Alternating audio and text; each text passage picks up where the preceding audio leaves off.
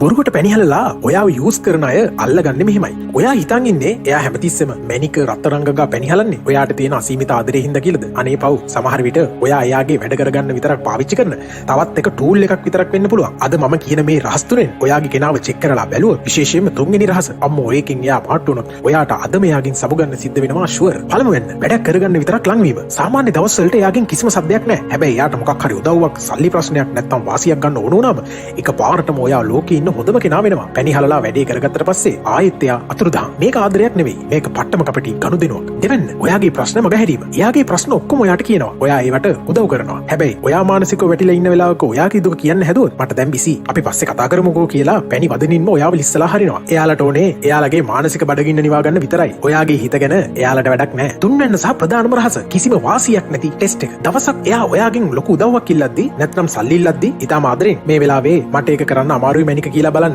අන්න එදාට එයාගේ සැබෑ ස්වරූපය බලා ගන්න පුළුවන්. එයා එකපාරටම කේන්ති ගන්නවා නම් නැත්නම් ඔයාව මගහරින්න පටන් ගන්නවා නම් එතන තිබුණේ ආදරයක් නෙවෙයි. නිකම්ම නිකන් යූස් කිරීමක් විතරයි. මතක තබා ගන්න. සැබෑ ආදරය කියන්නේ එකිනෙකාට පාවිච්චි වෙන එක නෙවෙයි. එකිනෙකා වෙනුවෙන් ඉන්න එක. පැණි වචන වලට රැවටිලා ඔයාගේ ආත්මගරුත්වය පාවා දෙන්න එපා. හදවතට කලින් මොලේ ඉස්සර කරගන්න. මේ වගේ දේවල් දැනගන්න හැකිනම් subscribe කරන්න. නොහැකිනම් වහාම subscribe කරන්න.